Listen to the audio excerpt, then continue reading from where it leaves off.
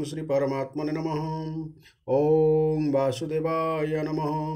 ओम व्यासदेवाय नमः। ओम जगन्नाथदासाय नमः। हे माँ सरस्वती तमे कंठरे बस, माँ कंठरे बस।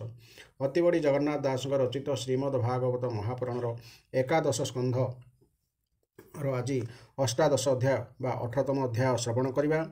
यही अध्याय वर्ण आश्रम धर्म निरूपण कथा वर्णना करा जायछि। यार प्रथम भाग में पद्यांतरी एवं यार द्वितीय भाग में यार व्याख्या शुणा। धारावाहिक भाव में शुणापी आपण मैंने चैनल टी सब्सक्राइब करूँ एवं प्रत्येक अध्यायर नीतिवाणी चालीचलणी विषय अवगत हूँ, फल जीवन एक सुंदर साब्यस्त हो पार। अष्टादश अध्याय गृहस्थ ब्रह्मचारी धर्म अष्टादशरे एवनन उद्धव उवाच भक्तिलक्षण शुणिकने उद्धव आनंद वचने देहपु लके रोमराजी भावग गदे चक्षुभोजी बोलोई हे मधुसूदन भक्ति संशय विमोचन जे धर्म भक्तिर लक्षण श्रीमुखे कहिले आपण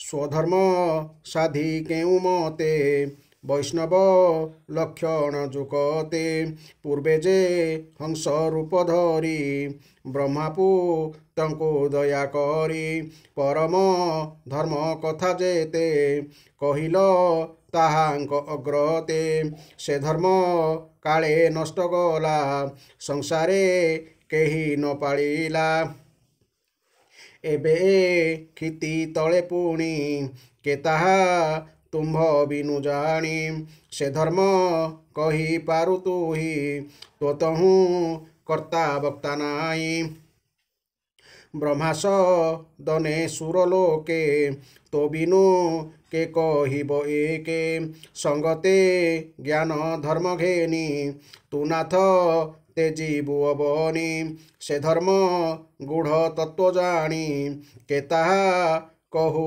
परिमाणी तू सर्व धर्म ज्ञान दाता तू सर्व कर्ता वक्ता पिता भक्ति लक्षण धर्म जेते भोनात कह मो अग्रहते एमंत उद्धव वचने शुणिक हंति भगवान एमंत उद्धव वचन शुणिक हंति भगवान।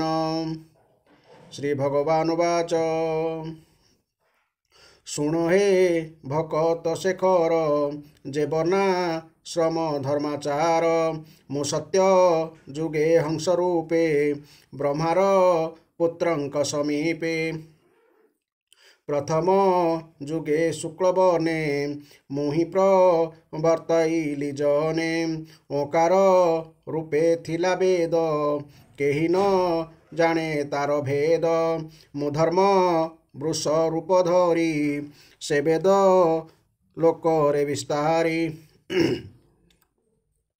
एणु से जुगे जेते नर सकले सत्य धर्म पर मनव चन हृदय धरी मोते भजंती तप करी चित्ते चिंतति धर्म जेते समीपे मिलंती समस्ते एमंत सत्य जुग गला शुणऊ धव मोर लीला त्रेतया जुगे मोर देही यज्ञपु ऋषे जात होई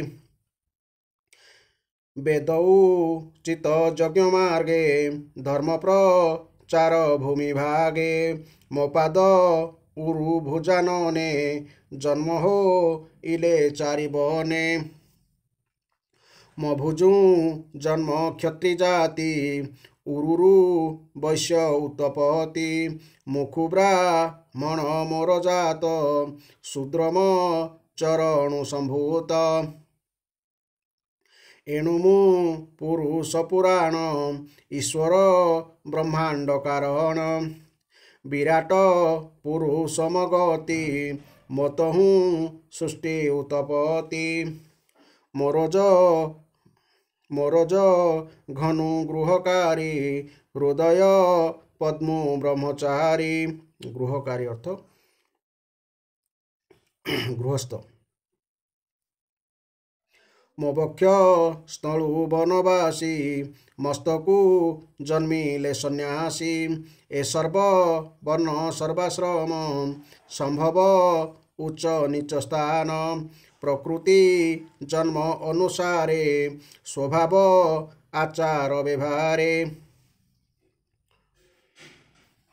ଉତ୍ତମ ସଙ୍ଗେ ସଙ୍ଗ ଯାର ସେ କରେ ଉତ୍ତମ ବ୍ୟବହାର ହୀନ ସଙ୍ଗତେ ହୀନ ଗତି ହସିକ ହନ୍ତି ଯଦୁପତି ଉଦ୍ଧବ ଏକ ମନେ ଶୁଣ ବ୍ରାହ୍ମଣ ଆଦି ଯେ ଲକ୍ଷଣ ତପସ ଉଚ୍ଚ ସମଦମ ମୋର କତି ଅନୁପମ ସତ୍ୟ ସନ୍ତୋଷ କ୍ଷମା ଦୟା ଆର୍ଜବ ହୃଦୟ ନିର୍ମାୟା ଆର୍ଜବର ଅର୍ଥ ହେଲା ସରଳତା ଏ ସର୍ବ ବ୍ରାହ୍ମଣ ଲକ୍ଷଣ ଏବେ କ୍ଷତ୍ରିୟ ଗୁଣ ଶୁଣ ତେଜସୌ ଊର୍ଜ ବଳସ୍ତର୍ଯ୍ୟ ତିତିକ୍ଷା ଉଦ୍ୟମ ଔଦାର୍ଯ୍ୟ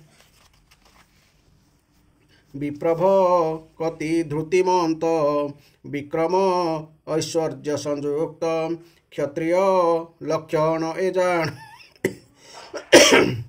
କ୍ଷତ୍ରିୟ ଲକ୍ଷଣ ଏ ଜାଣ ଆବର ଶୁଣ ବୈଶ୍ୟ ଗୁଣ ଆସ୍ତିକ ବିପ୍ର ସେବାଦାନ ଅଦମ୍ଭ କୃଷି ଗୋରକ୍ଷଣ କ୍ରୟ ବିକ୍ରୟ ସାଧୁମତେ ଧନ ସଞ୍ଚୟ ଧର୍ମଯୁକ୍ତେ ବୈଶ୍ୟର କୂଳ ଧର୍ମ ଏହି ଏବେ ହୁ ଶୂଦ୍ର ଧର୍ମ କହି ଦେବତା ଗରୁ ଦ୍ୱିଜଜନେ ସେବା କରିବ ଅନୁକ୍ଷଣେ ଲାଭେ ଶିବ ନିଜ କାୟା କେବେ ହେଁ ନ କରିବ ମାୟା ଲାଭେ ଅର୍ଥାତ୍ ସେବାରୁ ଲବ୍ଧ ଧନ ଆଦି ବସ୍ତୁ ଦ୍ୱାରା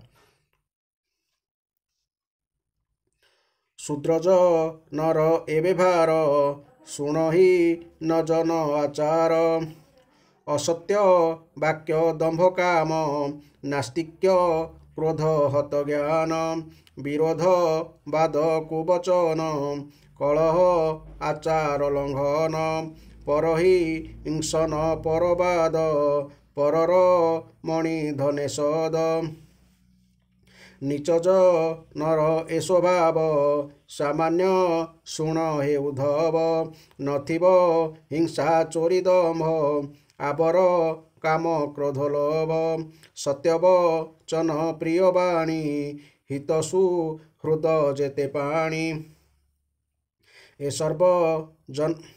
ଏ ସର୍ବ ବର୍ଣ୍ଣ ସାଧାରଣ ସ୍ୱଧର୍ମ ସ୍ୱଭାବ ପ୍ରମାଣ ବ୍ରାହ୍ମଣ ଆଦି ଯଥାକ୍ରମେ ଯେ ଥିବେ ଯେମନ୍ତ ଆଶ୍ରମେ ବ୍ରାହ୍ମଣ ଆଶ୍ରମ ବ୍ୟବସ୍ଥା ଶୁଣଉ ଧବ ସାଧୁ କଥା ବ୍ରାହ୍ମଣ କୁଳେ ଜନ୍ମ ହୋଇ ବେଦ ପଠନେ ଦୀକ୍ଷା ପାଇ ଗାୟତ୍ରୀ ମନ୍ତ୍ର ଗୁରୁ ମୁଖେ ଜାଣି ସେ ବିବ ଗୁରୁ ପାଖେ ବେଦ ପଠନ ଦିନେ ଦିନେ କରିବ ଗୁରୁ ସନ୍ନିଧାନେ ଯଜ୍ଞୋପବୀତ କନ୍ଧେ କରି ତ୍ରିଦଣ୍ଡ କମଣ୍ଡଳ ଧରି ପିନ୍ଧି କୃଷ୍ଣାଜୀନ ମେଖଳା ଅଧୌତ ବାସ କ୍ଷମାଳା ଧରିଣ ଜଟା କୁସମାନ ନକରି ଦନ୍ତ ଘରସଣ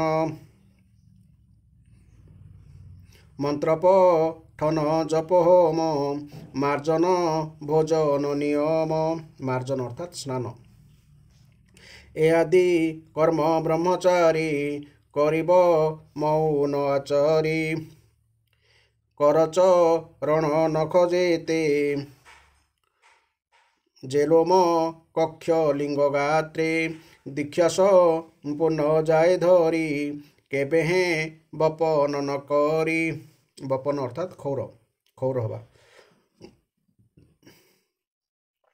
ନିରତେ ଥିବ ଯେ ସଂଯତେ, ନିରତେ ଥିବ ଯେ ସଂଯତେ, ବିର୍ଜନ ଦେବ ଯୋନି ପଥେ। ଯଦ୍ୟପି ନିଦ୍ରାଗତ କାଳେ, ସ୍ୱପ୍ନ ଗୋଚରେ ବୀର୍ଯ୍ୟ ଟଳେ। ବେଗେ ପ୍ରଭାତୁ ସ୍ନାନ କରି, ହୃଦୟେ ଗାୟତ୍ରୀ ସୁମରି। ଜପ କରିବ ହସ୍ତରେଖେ, ଉଭାରି ରବି ଅଭିମୁଖେ, ଉଭାରି ରବି ଅଭିମୁଖେ। ଗୁରୁଚରଣେ ନମସ୍କାର, ଯତ୍ନେ କରିବ ସପ୍ତବାର। ଗୁରୁ ବ୍ରାହ୍ମଣ ଗୁରୁପାଦେ, ଦେବତା ଅଗ୍ନି ରବି ବୃଧେ। ସେବିବ ବେନି ସନ୍ଧ୍ୟାମାନେ, ଗାୟତ୍ରୀ ଜପିବ ମୌନେ। ସାକ୍ଷାତେ ଗୁରୁ ଯେ ଈଶ୍ୱର, ଗୁରୁଙ୍କୁ ନ ମଣିବ ନର। ଗୁରୁଟି ସର୍ବଦେବମୟେ, ମୁହିଁବ ସଇ ଗୁରୁ ଦେହେ। ଏଗେନି ଗୁରୁ ଭଗବାନ, ନୁହନ୍ତି ମନୁଷ୍ୟ ସମାନ।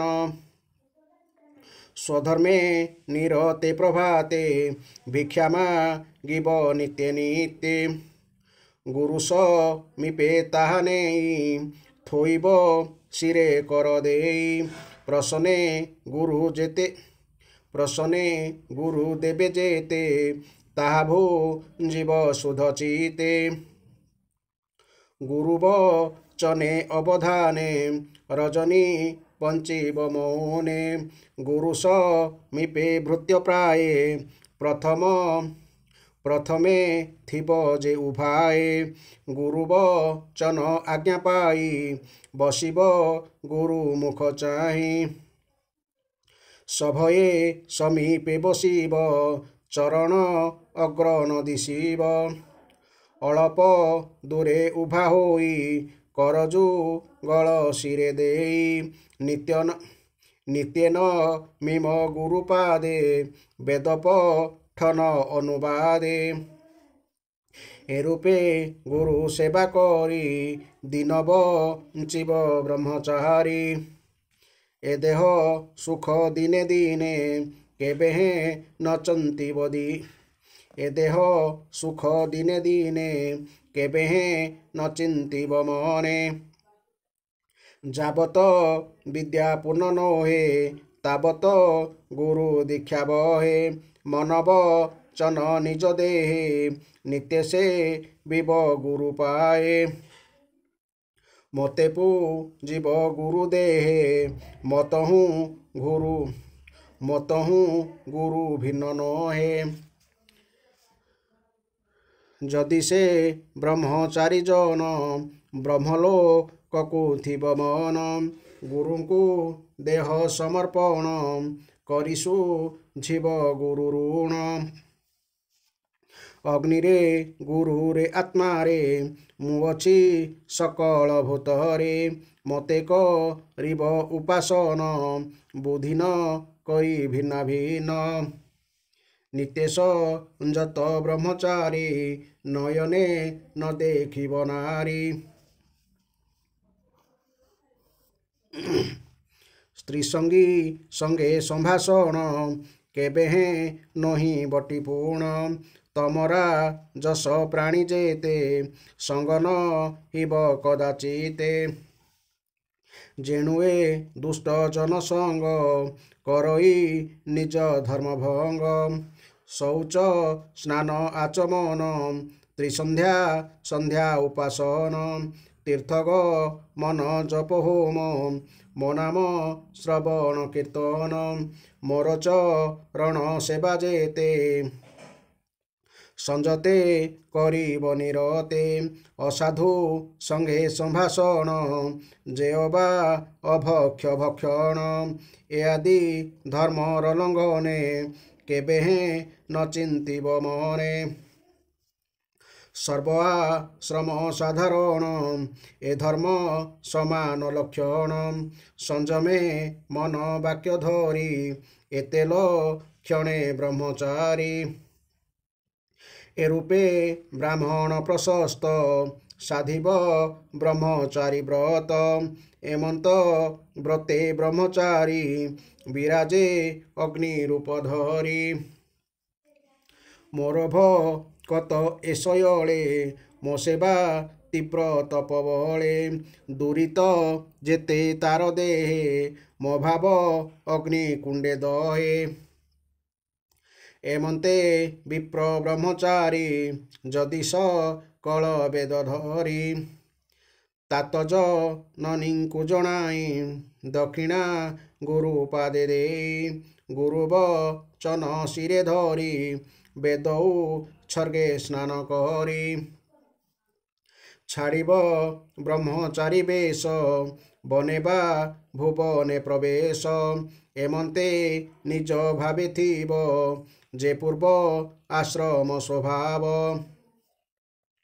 अन्य आश्रम जेबे भोजी पूर्व आश्रम तेबे तेजी जदि ब्राह्मण ब्रह्मचारी गृहे आश्रमे चित धरी विचारी कन्या कुलवती रूपल क्षण तार चिंती बयआ कृति परिमाणी कन्याए रूपे सुलक्षणी विवाह होई शुभ क्षणे जे वेद विधान प्रमाणे सुखेशा धीव गृहवासे कामकांचन पुत्र आसे जे धर्म गृहस्थ कारण उद्धव सावधाने शुण ब्राह्मण कुल धर्म जेते शुणक हिबा तो अग्रहते वेदाध्ययन अध्यापन ग्रहण जजन जाजन दान ही देउथिब नित्ये लोभन करी कदाचिते गृहे हो इव सर्वंश जे नीच कर्म प्रतिग्रह केबे न घेनिब कर नाशई इह परकाल जे अबा दुष्ट प्रतिग्रह उभय लोके दुखमय जे प्रतिग्रह भयंकर जसत पश्चाते जहर से प्रतिग्रह न करिब शिल्पंचे कुटुंब पोषिब शिल्पंच अर्थात शस्य क्षेत्र और हाटरे पड़िथिबा शस्य संग्रह करने शिल्पंच कहुए नित्यजा जन अध्यापने बंचिब किंचित भोजने जे धर्म कर्म विपरीत केबे न करिब चित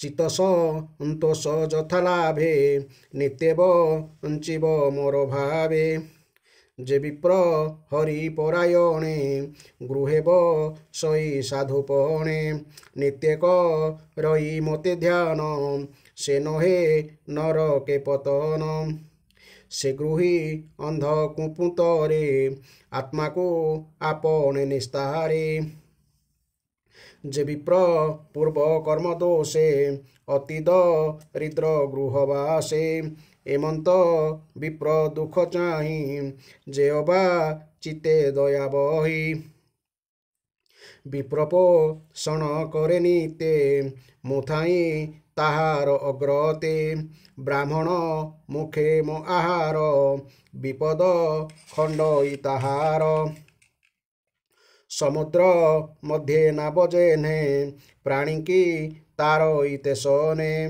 पितार प्राय होई राजा विपद मध्यु सर्वप्रजा जनकु करिब उद्धार जेणुबो लाए नरेश्वर आपणा आत्मा को आपणे उद्धार करे सत्वगुणे जेसने गजर विपत्ति देखिउ धरे गजपति जे राजा एमंत प्रकार अशुभ नाशे आपणार ସୂର୍ଯ୍ୟ ସମାନ ତେଜ ରାଶି ଏମନ୍ତ ବିମାନରେ ବସି ହରସ ହୋଇ ନିରନ୍ତରେ ରହଇ ଇନ୍ଦ୍ରର ସଙ୍ଗରେ ଏମନ୍ତେ ବ୍ରାହ୍ମଣ ବଞ୍ଚିବ ଯଦ୍ୟପି ବିପଦ ପଡ଼ିବ ତେବେ ବଞ୍ଚିବ ବୈଶ୍ୟମତେ କୃଷି ବାଣିଜ୍ୟ ବେନିପଥେ କିବା ଖଡ଼ଗ ଧରି କରେ ବଞ୍ଚିବ ପଦାତି ପ୍ରକାରେ ହିଂସା ନ ବହି ହୃଦୟରେ ବିଅର୍ଥେ ନନାସିବ ପରେ କ୍ଷତ୍ରିୟ ବୃତ୍ତି କରିଥିବ କେବେ ହେଁ ସେବା ନ କରିବ ଏମନ୍ତେ ବିପଦୁ ବଞ୍ଚିବ ଶୁଭେ ଯେ ନିଜ ଧର୍ମେ ଥିବ ବିପଦେ ବୈଶ୍ୟବୃତ୍ତି ଧରି କ୍ଷତ୍ରିୟ କୁଟୁମ୍ବ ଆବୋରି ବଞ୍ଚିବ ଅବା ମୃଗୟାରେ ନହିଲେ ବ୍ରାହ୍ମଣ ବୃତ୍ତିରେ ଆପଦୁ ତରି କାଳକ୍ରମେ କ୍ଷତ୍ରିୟ ଥିବ ନିଜ ଧର୍ମେ ଏମନ୍ତେ ବିପଦୁ ବଞ୍ଚିବ ନିଚକୁ ସେବା ନ କରିବ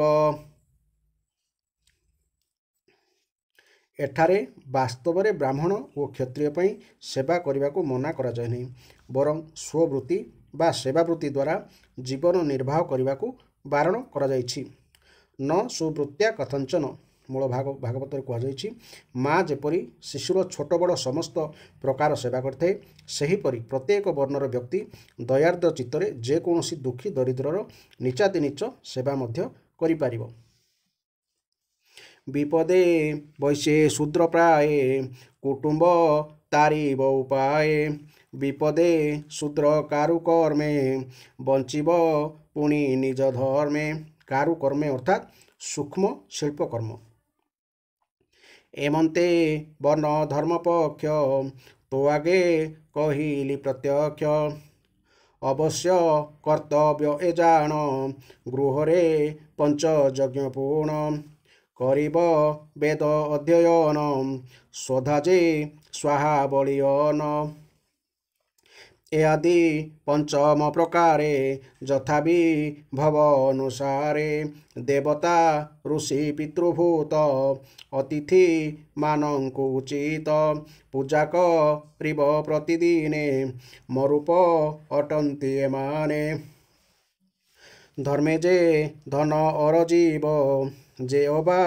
ହେଳେ ମିଳିଯିବ ତହିଁରେ ଯଜ୍ଞ ଆଚରିବ ଭୃତ୍ୟଙ୍କୁ ପୀଡ଼ା ନ କରିବ ଭୃତ୍ୟଙ୍କୁ ମାନେ ପୋଷ୍ୟ ବର୍ଗଙ୍କୁ ପୀଡ଼ା ଦେବ ନାହିଁ ଏଭାବେ ଗୃହ ଧର୍ମ ମତ ଚିତ୍ତନ କରି ମୋହଗ୍ରସ୍ତ ଗୃହରେ ବିପଦ ସମ୍ପଦେ କୁଳକାଞ୍ଚନ ବନ୍ଧୁ ମଦେ ମୋହେନ ହିବ ମନଛନ ଏ ସର୍ବ ନଶ୍ୱର ସମାନ ଏଭାବେ ଜାଣି ଶୁଣି ଦେଖି ଇଚ୍ଛାଏ ସକଳ ଉପେକ୍ଷି ଏସୁତ ଦ୍ୱାରା ବନ୍ଧୁ ସଙ୍ଗ ଯେସନେ ସମୁଦ୍ର ତରଙ୍ଗ ପଥିକ ଯେହ୍ନେ ବୃକ୍ଷ ତଳେ ଶ୍ରମେ ମିଳନ୍ତି ଏକ ମେଳେ ଶ୍ରମ ସାରିଲେ ଯେ ଝାମତେ ଚଳନ୍ତି ବୃକ୍ଷ ଛାଡ଼ି ପଥେ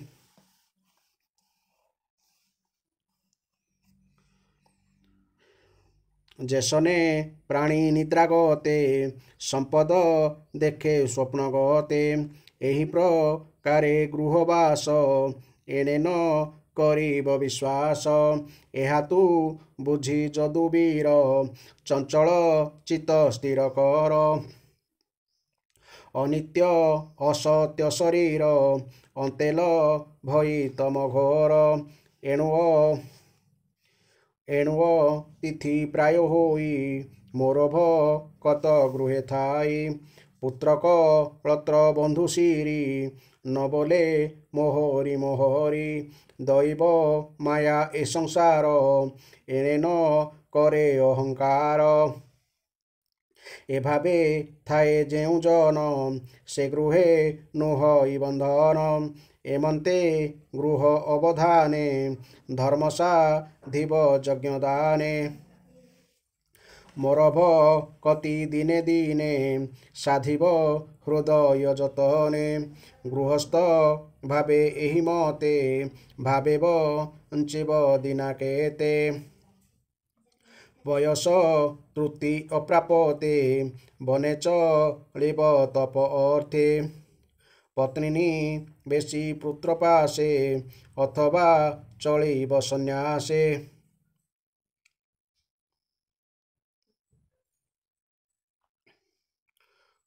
ଭକ୍ତିମାନ ପୁରୁଷ ଗୃହସ୍ଥଚିତ ଶାସ୍ତ୍ରୋକ୍ତ କର୍ମ ଦ୍ୱାରା ଭଗବାନଙ୍କ ଆରାଧନା କରି ଗୃହରେ ରହିବ ଅଥବା ପୁତ୍ରବାନ ହୋଇଥିଲେ ସ୍ତ୍ରୀକୁ ପୁତ୍ର ଆଶ୍ରମର ଛାଡ଼ି ବାନପ୍ରସ୍ଥ ଆଶ୍ରମ ପ୍ରବେଶ କରି ଅଥବା ସନ୍ନ୍ୟାସ ଗ୍ରହଣ କରିବ।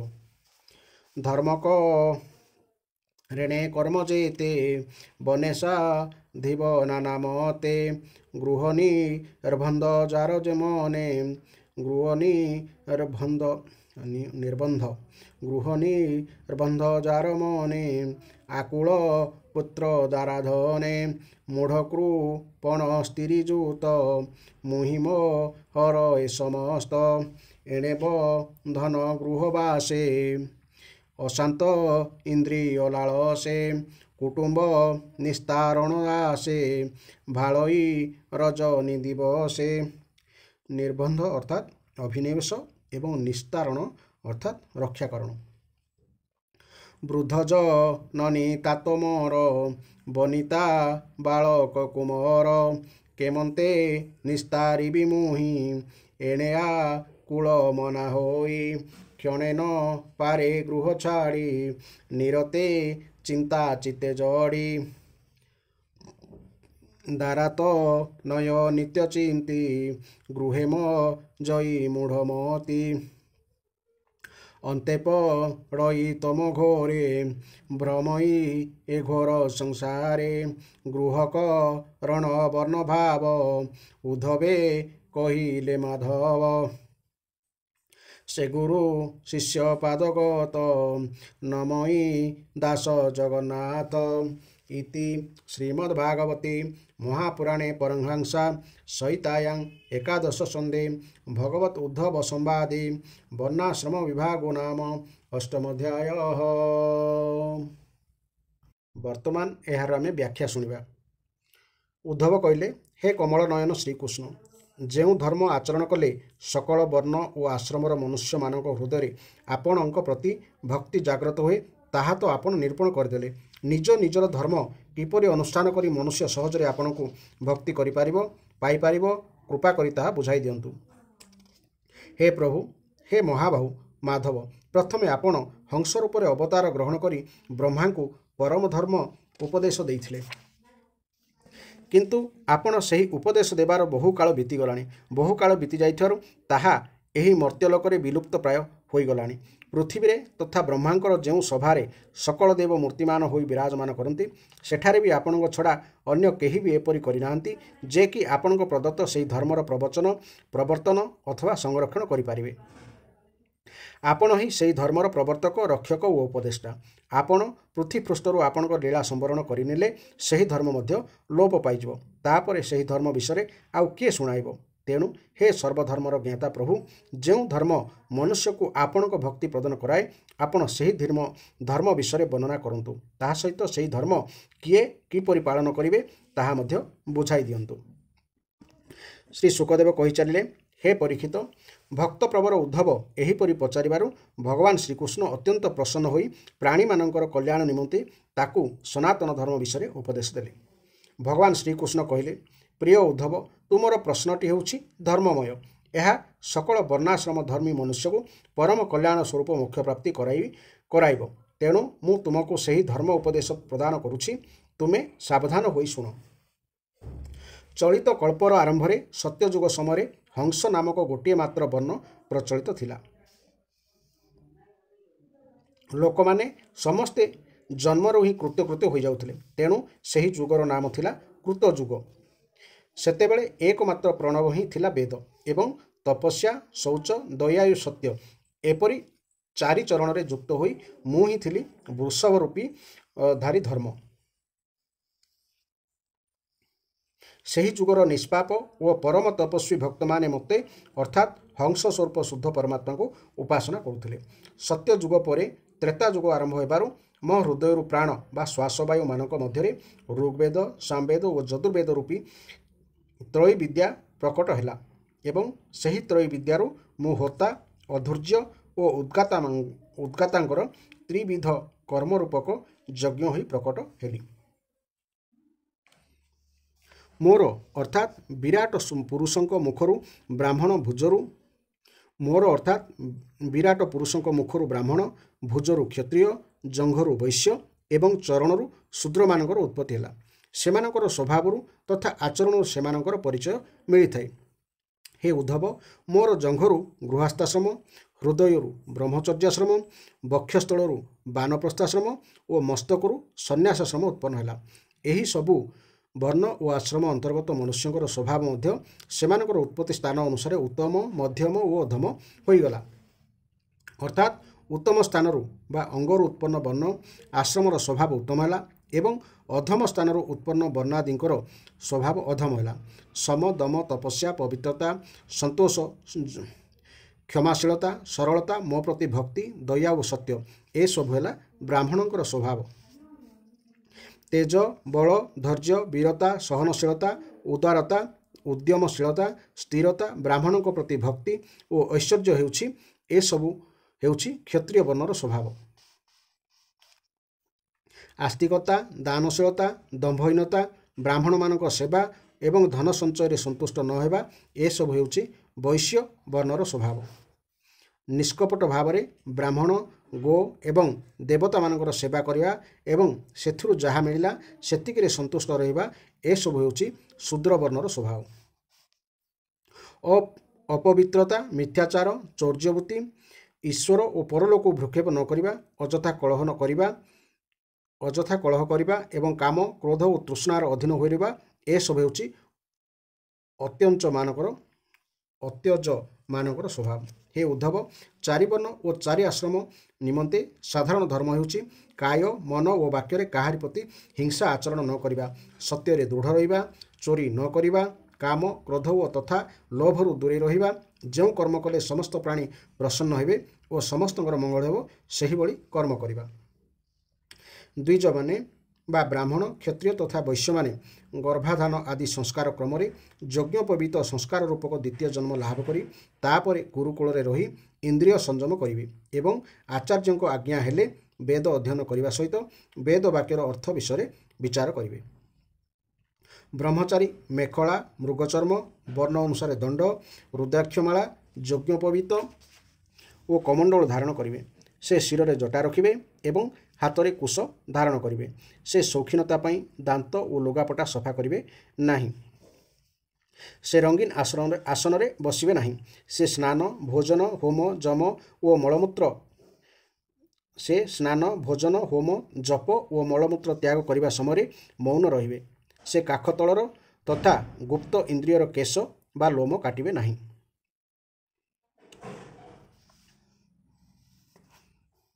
କି ସୌନ୍ଦର୍ଯ୍ୟ ପାଇଁ କେବେ ନଖ କାଟିବେ ନାହିଁ। ସେ ପୂର୍ଣ୍ଣ ବ୍ରହ୍ମଚର୍ଯ୍ୟ ପାଳନ କରିବେ। ସ୍ୱୟଂ ତ କେବେ ବୀର୍ଯ୍ୟପାତ କରିବେ ନାହିଁ। ଯଦି ସ୍ୱପ୍ନଦୋଷ ଆଦି ହେତୁ ବୀର୍ଯ୍ୟ ସ୍ଖଳିତ ହୋଇଯାଏ ତେବେ ଜଳରେ ସ୍ନାନ କରି ପ୍ରାଣାୟାମ କରିବେ ଏବଂ ଗାୟତ୍ରୀ ଜପ କରିବେ।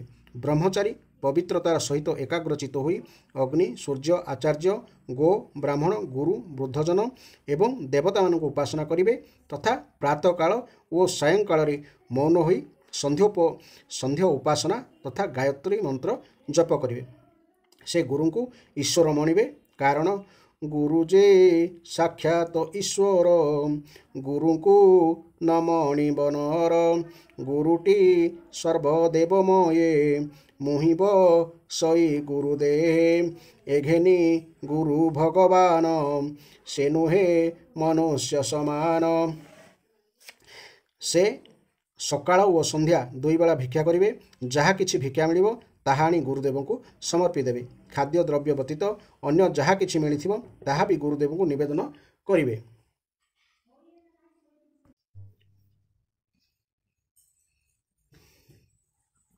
गुरुଙ୍କ आज्ञा पाइबा परे ही से ताहा संयत चित्तरे यथोचित उपयोग करिवे। आचार्य कौनसी स्थान को जाउथा बेले ब्रह्मचारी तांको पछे पछे चलिवे। आचार्य शोई पड़िया परे ब्रह्मचारी खूब सावधानतार सहित तांको ठारू किछि दूर शोइबे। आचार्य अर्थात गुरु क्लांत हो जाइथिले ब्रह्मचारी तांको निकटरे बसी तांको पाद मंचाली देबे एवं जदि बसिथिबे तेबे तांको आदेश को प्रतीक्षा करी हाथ जोड़ी पाखरे ठिया हेबे।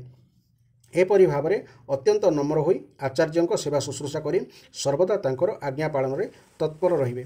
विद्या अध्ययन शेष न होबा पर्यंत से एपरि भावरे सकल प्रकार भोगरु दूर रही गुरुकुल रे निवास करिवे एवं कदापि निजर ब्रह्मचर्य व्रत खंडित करिवे नाही।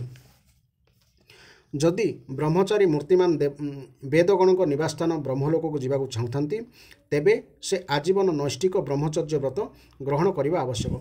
ता सहित वेद अध्ययन निमंते निजर समग्र जीवन आचार्यों सेवारे ही समर्पण करदेवा आवश्यक। एपरि ब्रह्मचारी ब्रह्म तेज संपन्न हो जाती एवं ताकर सकल पाप विनष्ट हो जाए। से अग्नि गुरु और निज शरीर में तथा सकल प्राणी भितर एकमात्र मु ही विद्यमान अच्छी बोली भावी मते उपासना करने आवश्यक। ब्रह्मचारी वानप्रस्थ और सन्यासी माने स्त्री मानक चाहिए स्पर्श करने और सेमानक सहित कथबार्ता करने तथा हास परिहास करने दूर बहु दूर रहिबा आवश्यक। सेमाने मैथुनरत प्राणी मानक आड़क दृष्टिपात करने अनुचित। प्रिय उद्धव, शौच आचमन स्नान और संध्या उपासना सरल भाव में जीवन यापन तीर्थ सेवन जप समस्त प्राणी ठारे मते ही दर्शन करने काय मन वाक्य संयत रहिबा ए सब नियम कि ब्रह्मचारी कि गृहस्थ कि वानप्रस्थ कि सन्यासी समस्त समान भाव प्रযোज्य।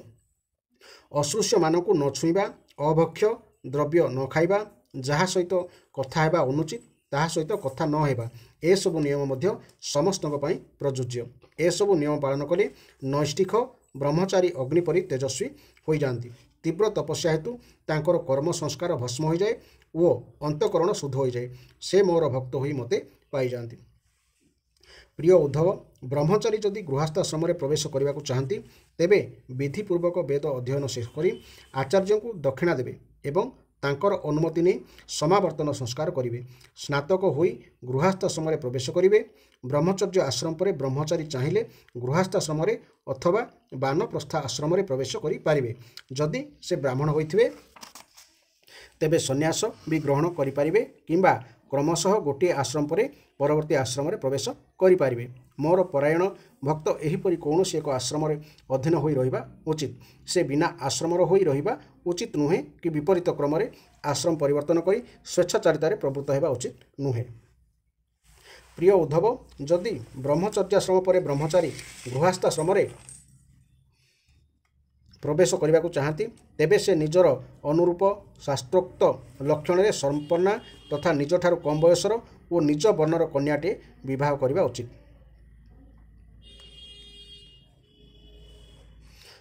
जाग यज्ञ आदि करिबारे अध्ययन करिबारे एवं दान देबारे ब्राह्मण क्षत्रिय और वैश्यंकर समान अधिकार रही। किंतु दान ग्रहण करिबा अध्यापना करिबा यज्ञ कराइबार बा पुरोहित्य करिबार अधिकार केवल ब्राह्मण मानकर रही।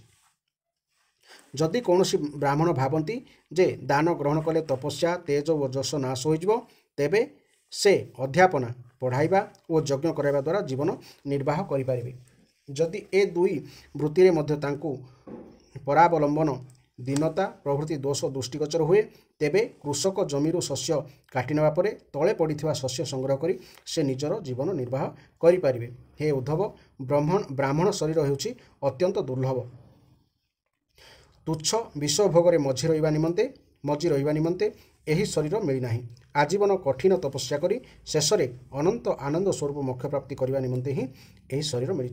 जो ब्राह्मण घरे रही निष्काम भाव में निजर महान धर्म पालन करती एवं कृषि क्षेत्र में तथा हाट बजार में पड़ता खाद्यशस्य गोटाई आनी संतोषपूर्वक जीवन निर्वाह करती एवं ता सहित निजर शरीर प्राण अंतकरण और आत्मा मते समर्पण कर दियंती और अन्य कौनसी थिरे आसक्ति रखती नहीं से सन्यास न होई मध्य परम शांति स्वरूप परम पद पाई जाती। जो लोक विपत्ति पड़ी कष्ट पाउथिबो जो लोक विपत्ति पड़ी कष्ट पाउथिबा मोर ब्राह्मण भक्तों को विपत्ति रक्षा करती तांको मु अति शीघ्र समस्त विपत्ति उद्धार करदिए। समुद्र में बुड़ी जाउथवा लोक को नौका जेपरी उद्धार करिथाए मु ताकू ठीक सहीपरि उद्धार करे। पिता जेपरी संतान मानक रक्षा करती गजराज जेपरी अन्य गज मानक विपदु रक्षा करे राजा सेहीपरि प्रजा मानक कष्टर उद्धार करने बा रक्षा करने उचित। बुद्धिमान राजा निजर समस्त प्रजा को सकल प्रकार विपत्ति रक्षा करने सहित निजक रक्षा करने आवश्यक। जो राजा एपरि भाव प्रजागण को रक्षा करती से सकल पापर मुक्त हो जाती एवं अंत काल में सूर्य सदृश तेजस्वी विमान में बसी स्वर्गलोक को गमन करती और इंद्रियों सहित स्वर्ग सुख भोग करती। जदि ब्राह्मण अध्यापन अथवा जाग यज्ञ आदि द्वारा निजर जीविका निर्वाह कर न पारती तेबे से वैश्यवृत्तिर आश्रय नहीं पारती और विपत्ति आर्थिक अनाटन दूर नहेबा पर्यंत से सही वृत्ति धरी रही पारती।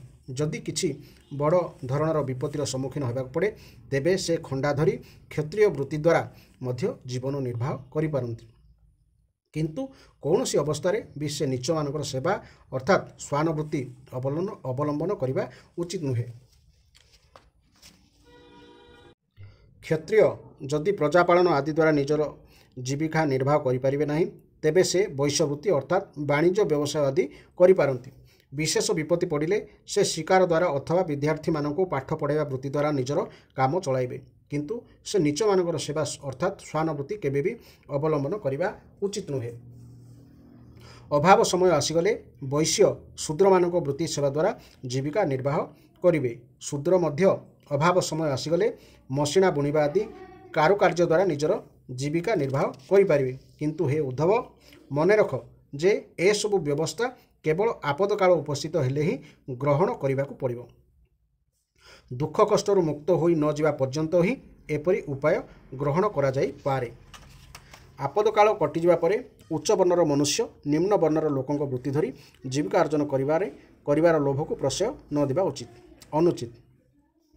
लोभ को प्रशय देबा अनुचित। तापरे गृहस्थक धर्म बुझाक जाई भगवान कहिले गृहस्थ पुरुष वेद अध्ययन रूपी ब्रह्मयज्ञ तर्पण रूपी पितृयज्ञ होम रूपी देवयज्ञ काकबली आदि भूतयज्ञ और अन्नदाता रूपी अतिथि यज्ञ इत्यादि द्वारा मोर स्वरूपभूत ऋषि देवता पितर मनुष्य एवं अन्य समस्त प्राणी को प्रत्यह यथाशक्ति पूजा करने आवश्यक।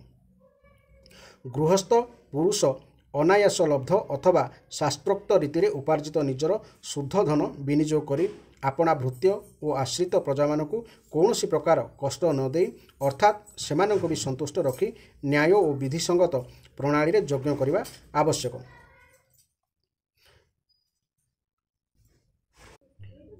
प्रिय उद्धव गृहस्थ पुरुष कुटुंब प्रति आसक्त रहिबा उचित नुहे।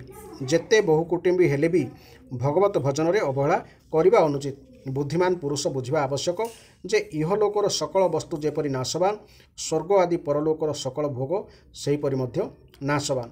दूर यात्रा जाउथा बेले बाटरे विभिन्न यात्री सहित जेपरी मिलन विच्छेद घटे गृहस्थ जीवन में स्त्री पुत्र भाई बंधु गुरुजन सहित सेहीपरि मिलन और विच्छेद घटे। शोई पड़े विभिन्न समय विभिन्न स्वप्न देखा जाए किंतु से सब परस्पर ठार भिन्न हो जाए। देहांतर होगले बा मरिबा परे अन्य देह मिलगले जो मानक सहित नूतन भाव मिलन विच्छेद घटे से ही भी सेहीपरि परस्पर ठार भिन्न हो जाती। ए सब विषय विचार करी गृहस्थ मनुष्य घर जंजाल छंदी होई रहिबा अनुचित। गृहस्थाश्रम जड़े अतिथि परी अनासक्त भाव में रहिबा उचित। जे शरीर आदि रे अहंकार रखती नहीं कि घर प्रति ममता पोषण करती नहीं तांको गृहस्थाश्रम बंधन रे पकाई पारिबो नाही। पुत्रवान होइगले मोर भक्त गृहस्थचित शास्त्रोक्त पवित्र कर्म द्वारा मते आराधना करी गृहस्थाश्रम रे ही रही जाई पारंती किंबा वानप्रस्थ आश्रम ग्रहण करिपारंती किंबा सन्यासाश्रम स्वीकार करिपारंती। किंतु हे प्रिय उद्धव जो लोक घर और घरधंदारे ही आसक्त हो जाए स्त्री पुत्र और धन कामना आतुर होता है एवं मूढ़ता वशतः कृपण और स्त्री लंपट होई मु मोर अहंतो ममत्वर जाल पड़ जाए से बांधी हो जाए। से भावे हाय हाय मो माँ बापा तो बुढ़ाई गले मोर स्त्रीर छुआ गुड़िक ए छोट छोट होती मु जदि घरे न रहे ତେବେ ତ ଏମାନେ ଅନାଥ ହୋଇଯିବେ, ଦିନ ଦୁଃଖୀ ଯିବେ। ଏ ବିଚାରମାନେ ବଞ୍ଚିବେ କିପରି? ଏପରି ଭାବରେ ଘର ପରିବାରର ବାସନା ଦ୍ୱାରା ଯେଉଁମାନଙ୍କର ଚିତ୍ତ ବିକ୍ଷିପ୍ତ ହୋଇଯାଏ, ସେହି ମୂଢ଼ ବୁଦ୍ଧିମାନେ ବିଷୟ ଭୋଗରେ କେବେ ବି ତୃପ୍ତ ହୁଅନ୍ତି ନାହିଁ। ଏପରି ଅତୃପ୍ତ ରହି ରହି ସେମାନେ ଜୀବନଟାକୁ ନଷ୍ଟ କରିଦିଅନ୍ତି ଏବଂ ମରିବା ପରେ ଘୋର ତମମୟ ନରକରେ ପଡ଼ନ୍ତି। ଏହି ଥିଲା ବ୍ରାହ୍ମଣ, କ୍ଷତ୍ରିୟ, ବୈଶ୍ୟ, ଶୂଦ୍ରଙ୍କର କିଏ କେମିତି ରହିବେ ଭଗବାନଙ୍କ ତରଫରୁ ବ୍ୟବସ୍ଥା। ଆମେ କିନ୍ତୁ ଶାସ୍ତ୍ର ନ ଜାଣି ପରସ୍ପର ମଧ୍ୟରେ ଦୋଷାରୋପ କରିଚାଲିଛୁ ଏବଂ ଗୃହସ୍ଥାଶ୍ରମ ପାଇଁ କ'ଣ କରାଯିବା ଦରକାର ତାହା ମଧ୍ୟ ଏହି ଅଧ୍ୟାୟରେ ସୁନ୍ଦର ଭାବରେ ବର୍ଣ୍ଣନା କରାଯାଇଛି। ତ ଚ୍ୟାନେଲଟିକୁ ସବସ୍କ୍ରାଇବ୍ କରିବାକୁ ନିଶ୍ଚୟ ଚେଷ୍ଟା କରିବେ। ଜୟ ଜଗନ୍ନାଥ, ଜୟ ଜଗନ୍ନାଥ, ଜୟ ଜଗନ୍ନାଥ।